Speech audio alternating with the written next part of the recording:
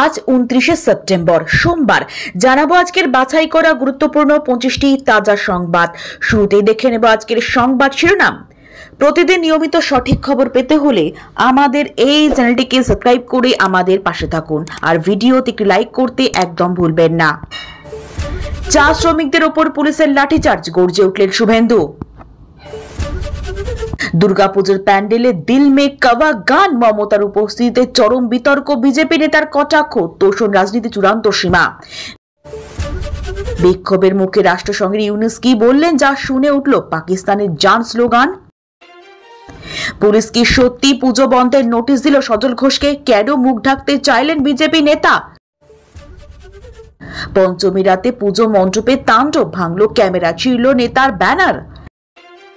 পুজোর মাঝে রাজনৈতিক অশান্তি, হুগলিতে ছেড়া হলো তৃণমূল সাংসদ ও কাউন্সিলরের ছবি। জয় নয় তো বিদায়, বিহার একক লড়াইয়ে পিকের হুঙ্কার। পদপৃষ্ঠ হয়ে নিহত 39 জনের পরিবারকে 20 লক্ষ টাকা এবং আহত শতাধিককে 2 লক্ষ টাকা করে ক্ষতিপূরণ ঘোষণা করেছেন অভিনেতা বিজয়। পুজোর শেষ লগ্নে নিম্নচাপ, ভারী বৃষ্টি সতর্কতা দশমীতে। খেলা দেখার দিন শেষ, এখন নিজেরা খেলবো, নিউ ইয়র্কে দাঁড়িয়ে বলেন ইউনুস। বিজয়ের মিছিলে পদপৃষ্ঠ হয়ে মৃত্যু 39, নিরাপত্তা জোরদার অভিনেতার বাড়িতে। ইয়াম সংগঠনের গ্রুপে হিন্দু বিদ্বেষী মন্তব্যে হুমায়ুন কবিরের সমর্থনে শোরগোল। পুজোর বোনাসের দাবিতে বিক্ষোভে উত্তপ্ত চা বাগান, শান্তিপূর্ণ আন্দোলনে নির্মম লাঠিচার্জ, সরাসরি মমতাকে নিশানা শুভেন্দু অধিকারীর। যারা আমার ক্ষতি করার চেষ্টা করেছে, শারদ শুভেচ্ছায় কাকলির পোস্টে কিসের ইঙ্গিত। নির্বাচনে স্বচ্ছতা আনতে 470 পর্যবেক্ষক মোতায়েন সিদ্ধান্ত কমিশনের। বন্ধু সজলের পাশে অর্জুন, সন্তোষ মিত্র স্কয়ারের পুজো বন্ধে প্রশাসনকে বেনজির হুঁশিয়ারি, রাজ্য রাজনীতি কাঁপিয়ে দিলেন। বাংলার মেলেনি, তাও বিহারে বিজেপির জোট কত আসন পাবে। বাংলা থেকে 370 কোটি, বিহারের জনসুরাজের টিকিট কোটি টাকা, এনডিএর নিশানায় পিকে। বন্ধ মোহাম্মদ আলী পার্কের মণ্ডপ, পাশে দাঁড়ালো সন্তোষ মিত্র স্কয়ার, পঞ্চমী রাতে তোলপাড়। খাস কলকাতায় দুর্গাপুজো হিন্দু বিরোধী কর্মকাণ্ড, সন্তোষ মিত্র স্কয়ারের পুজো বিতর্কে মুখ খুলল শীর্ষ বিজেপি নেতৃত্ব। দর্শনার্থীদের জন্য বন্ধ মোহাম্মদ আলী পার্কের পুজো, নিভিয়ে দেওয়া হলো আলো, বসল ব্যারিকেড। পূর্ব মেদিনীপুরে তৃণমূলের রদবদল, নতুন সভাপতি নিয়োগ হতেই ব্যাপক ক্ষোভ দলের অন্দরে। এতক্ষণ শুনছিলেন সংবাদ শিরোনাম, এবার আসছি বিস্তারিত খবরে। হুগলির একাধিক এলাকায় দুর্গাপুজোর আনন্দমুখর পরিবেশের মধ্যে হঠাৎ করে রাজনৈতিক অশান্তি ছড়িয়ে পড়ে। পঞ্চমী রাতে কিছু দুষ্কৃতী আচমকা মণ্ডপে ঢুকে সাংসদ ও কাউন্সিলরের ছবি ছিঁড়ে ফেলে এবং তৃণমূল কংগ্রেসের পোস্টার, ব্যানার নষ্ট করে দেয়। হঠাৎ ঘটে যাওয়া এই ঘটনা এলাকায় আতঙ্ক ছড়িয়ে পড়ে। উদ্যোক্তাদের দাবি, এটি একেবারেই পরিকল্পিত ঘটনা এবং রাজনৈতিক উদ্দেশ্যে ইচ্ছাকৃতভাবে করা হয়েছে। তৃণমূলের অভিযোগ, বিজেপি এই ঘটনার পেছনে রয়েছে। অন্যদিকে বিজেপির বক্তব্য, সাধারণ মানুষের ক্ষোভের ফলে এই ঘটনা সৃষ্টি, তাদের দলের কোনো যোগ নেই। ঘটনার খবর পেয়ে পুলিশ দ্রুত ঘটনাস্থলে পৌঁছে পরিস্থিতি নিয়ন্ত্রণে আনে, তবে মানুষের ক্ষোভ প্রশমিত হয়নি। সিসিটিভি ফুটেজ খতিয়ে দেখা হচ্ছে এবং দোষীদের চিহ্নিত করার চেষ্টা চলছে। সাধারণ মানুষের বক্তব্য, দুর্গাপুজোর মতো উৎসবে রাজনৈতিক সংঘাত মেনে নেওয়া যায় না। রাজনৈতিক মহলে এই ঘটনা নিয়ে প্রবল বিতর্ক শুরু হয়েছে। অনেকে বলছেন তৃণমূলের ভেতরে গোষ্ঠীদ্বন্দ্ব এর সঙ্গে যুক্ত থাকতে পারে। প্রশাসন জানিয়েছে, শান্তি বজায় রাখতে অতিরিক্ত পুলিশ মোতায়েন করা হয়েছে, তবুও এলাকায় উত্তেজনা এখনো অব্যাহত। উত্তরবঙ্গের চা বাগান এলাকায় শ্রমিকদের দীর্ঘদিনের দাবি পূরণ না হওয়ায় আন্দোলন শুরু হয়েছে। শ্রমিকরা দীর্ঘদিন ধরেই দৈনিক মজুরি বাড়ানোর জন্য আন্দোলন চালিয়ে আসছেন। তাদের দাবি, অন্তত দৈনিক 500 টাকা মজুরি দিতে হবে। পাশাপাশি বকেয়া মজুরি এবং অন্যান্য সুবিধা না মেলায় ক্ষোভ বেড়েই চলছিল। এর প্রতিবাদে তারা রাস্তায় নেমে মিছিল করেন। পুলিশের সঙ্গে কথা কাটাকাটি শুরু হয় এবং পরে পরিস্থিতি উত্তপ্ত হলে পুলিশ লাঠিচার্জ করে। এতে বহু শ্রমিক আহত হন। আহতদের মধ্যে মহিলা ও প্রবীণরাও রয়েছেন বলে অভিযোগ। বিজেপি নেতা শুভেন্দু অধিকারী ঘটনার তীব্র নিন্দা করেছেন। তার দাবি, তৃণমূল সরকার শ্রমিকদের ন্যায্য দাবি সবসময় উপেক্ষা করছে। পুলিশের শক্তি দিয়ে তাদের কণ্ঠরোধ করা হচ্ছে। অন্যদিকে তৃণমূলের তরফে দাবি করা হয়েছে, বাইরে থেকে উস্কানি দিয়ে এই অশান্তি ঘটানো হয়েছে। চা শ্রমিকরা বলছেন, এত কম মজুরিতে সংসার চালানো সম্ভব নয়। বাজার দর বাড়ায় পরিবারের ভরণ পোষণ অসম্ভব হয়ে পড়েছে। শিক্ষা থেকে চিকিৎসা সামলানো কষ্টকর। তারা বহুবার অভিযোগ করেও কোনো সুরাহা পাননি। পাননি, তাই বাধ্য হয়ে আন্দোলনে নেমেছেন।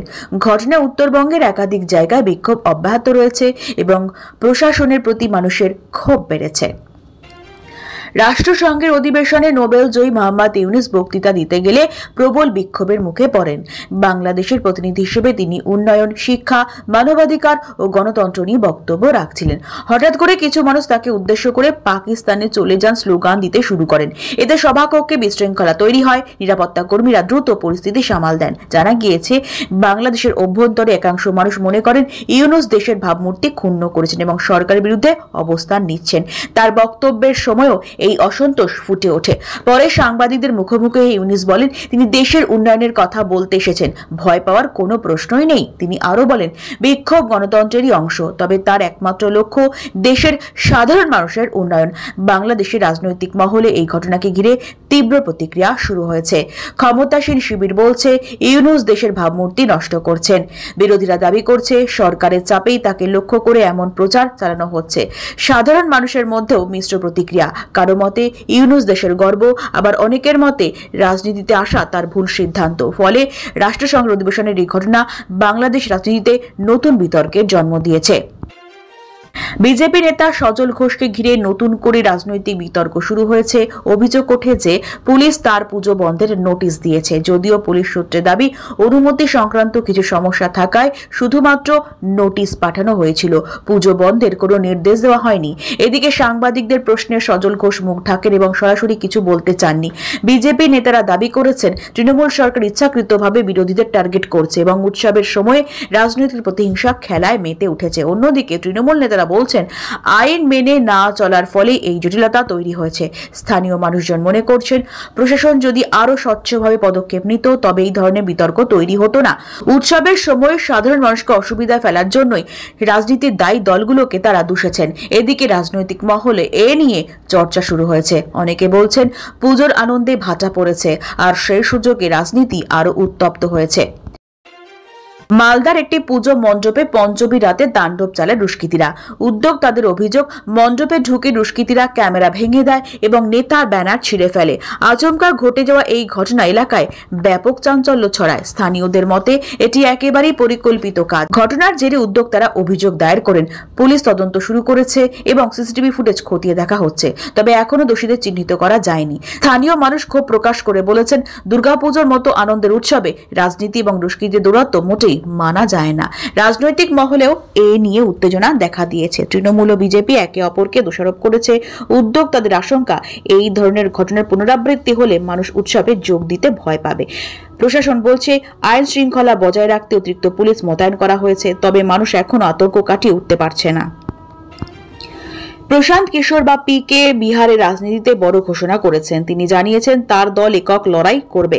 সমর্থকদের উদ্দেশ্যে তিনি হুঁশিয়ারি দিয়ে বলেছেন, জয় নয় তো বিদায়, অর্থাৎ তিনি যদি পূর্ণ সমর্থন না পান তবে রাজনীতি থেকে সরে দাঁড়াবেন। এই ঘোষণায় বিহারের রাজনৈতিক মহলে আলোড়ন পড়ে গিয়েছে। এনডিএ এবং মহাগঠবন্ধন এনডিএ এবং মহাগঠবন্ধন উভয় শিবিরেই বিষয়টিকে গুরুত্ব দিয়ে দেখা হচ্ছে। পিকে দাবি করেছেন তিনি কোনো আপোষ করবেন না, তার লক্ষ্য হচ্ছে সাধারণ মানুষের স্বার্থ রক্ষা। ইতিমধ্যেই তার দল রাজ্যের বিভিন্ন এলাকায় সংগঠন গড়ে তুলেছে। রাজনৈতিক বিশ্লেষকরা বলছেন এই পদক্ষেপ বিহারের প্রচলিত সমীকরণে প্রভাব ফেলতে পারে। কেউ মনে করছেন পিকে নতুন বিকল্প হিসেবে উঠে আসবেন, আবার কেউ বলছেন এটি আসলে প্রচারের কৌশল, তবে এতে সমর্থকদের মধ্যে নতুন উদ্দীপনা দেখা দিয়েছে। বিরোধীরা বলছে তার ঘোষণার মধ্যেই রাজনৈতিক নাটক লুকিয়ে রয়েছে। তবে যাই হোক, বিহারের রাজনীতিতে এখন পিকের পদক্ষেপের দিকে তাকিয়ে রয়েছে অনেকে। তামিল অভিনেতা বিজয় পদপিষ্ট হয়ে মৃত্যুর ঘটনায় ক্ষতিগ্রস্ত পরিবারের পাশে দাঁড়ানোর ঘোষণা করেছেন। সম্প্রতি একটি অনুষ্ঠানে ভয়াবহ দুর্ঘটনায় ৩৯ জন মারা যান এবং শতাধিক মানুষ আহত হন। এই মর্মান্তিক ঘটনার পর বিজয় জানিয়েছেন মৃতদের পরিবারকে ২০ লক্ষ টাকা করে এবং আহতদের ২ লক্ষ টাকা করে আর্থিক সাহায্য করবেন। এই ঘোষণায় সাধারণ মানুষের মধ্যে প্রশংসার ঝড় উঠেছে। সামাজিক মাধ্যমে বিজয়কে কুর্নিশ জানাচ্ছেন অনেকে। তার ঘনিষ্ঠরা জানিয়েছেন তিনি সব সময় সাধারণ মানুষের পাশে থাকতে চান। এই ধরনের ঘটনায় ক্ষতিগ্রস্তদের সাহায্য করা তার নিজের দায়িত্ব বলে তিনি মনে করেন। এই ঘটনায় শোকের ছায়া নেমে এলেও বিজয়ের এই মানবিক উদ্যোগ ক্ষতিগ্রস্ত পরিবারগুলোকে কিছুটা সান্ত্বনা দিয়েছে। অনেকে বলছেন জনপ্রিয় অভিনেতা হয়েও তিনি সাধারণ মানুষের পাশে দাঁড়িয়ে সমাজে এক অনন্য উদাহরণ তৈরি করলেন। একটি ইমাম সংগঠনের গ্রুপে সম্প্রতি হিন্দু বিদ্বেষী মন্তব্য ঘিরে বিতর্ক তৈরি হয়েছে। জানা গিয়েছে ওই গ্রুপে হুমায়ুন কবিরের সমর্থনে বার্তা দেওয়া হয়েছিল, যেখানে হিন্দু সম্প্রদায়কে উদ্দেশ্য করে কটূক্তি করা হয়। খবর প্রকাশ্যে আসতেই রাজনৈতিক মহলে শোরগোল পড়ে। বিরোধীদের অভিযোগ, ধর্মীয় বিদ্বেষ ছড়ানোর জন্যই এই ধরনের মন্তব্য করা হয়েছে। তারা বলছেন, সমাজে বিভাজন তৈরি করে রাজনৈতিক ফায়দা লোটার চেষ্টা চলছে। অন্যদিকে কবিরের ঘনিষ্ঠরা দাবি করেছেন তিনি এই বিষয়ে কিছুই জানতেন না। প্রশাসন জানিয়েছে অভিযোগ খতিয়ে দেখা হচ্ছে, দোষীরা প্রমাণিত হলে কঠোর ব্যবস্থা নেওয়া হবে। সমাজের নানা মহলে ক্ষোভ ছড়িয়েছে। অনেকের মতে এই ধরনের মন্তব্য সমাজকে আরো বিভক্ত করে। মানুষ চাইছে রাজনীতিবিদরা ধর্মকে হাতিয়ার না বানিয়ে সমাজে শান্তি বজায় রাখুক। বিহারে প্রশান্ত কিশোরের দল জন সবুজকে ঘিরে নতুন বিতর্ক শুরু হয়েছে। অভিযোগ উঠেছে দলের টিকিট কোটি টাকায় বিক্রি হচ্ছে। বাংলার ব্যবসায়ীরা নাকি প্রায় 370 কোটি টাকা বিনিয়োগ করেছেন। এনডিএ শিবির এই অভিযোগকে হাতিয়ার করেছেন। তাদের দাবি পিকে সচেতনের কথা বললেও দলে টাকার খেলা চলছে।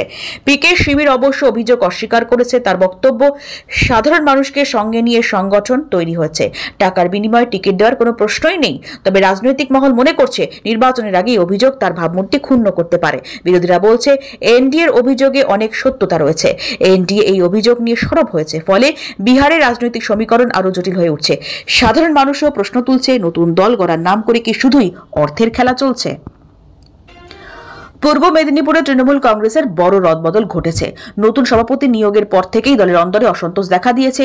অনেক নেতাকর্মীর অভিযোগ, তাদের সঙ্গে কোনো আলোচনা ছাড়াই এই সিদ্ধান্ত নেওয়া হয়েছে। এর ফলে জেলা সংগঠনে বিভাজন তৈরি হয়েছে। দলের একাংশ বলছে স্থানীয় সমীকরণ না বুঝেই এই পরিবর্তন করা হয়েছে। বিরোধীরা দাবি করছে তৃণমূলের ভেতরে অস্থিরতা বেড়েই চলেছে। তবে নেতৃত্বের দাবি সংগঠনকে শক্তিশালী করার জন্যই এই পরিবর্তন আনা হয়েছে। স্থানীয় রাজনৈতিক মহল মনে করছে পুজোর ঠিক আগে এই রদবদল দলের কার্যকর্তাদের মধ্যে অসন্তোষ আরো বাড়িয়ে তুলতে পারে। অনেকে আশঙ্কা করছেন এর প্রভাব আসন্ন নির্বাচনে পড়বে। এর ফলে দলের ভেতরে অশান্তি এখনো তুঙ্গে রয়েছে।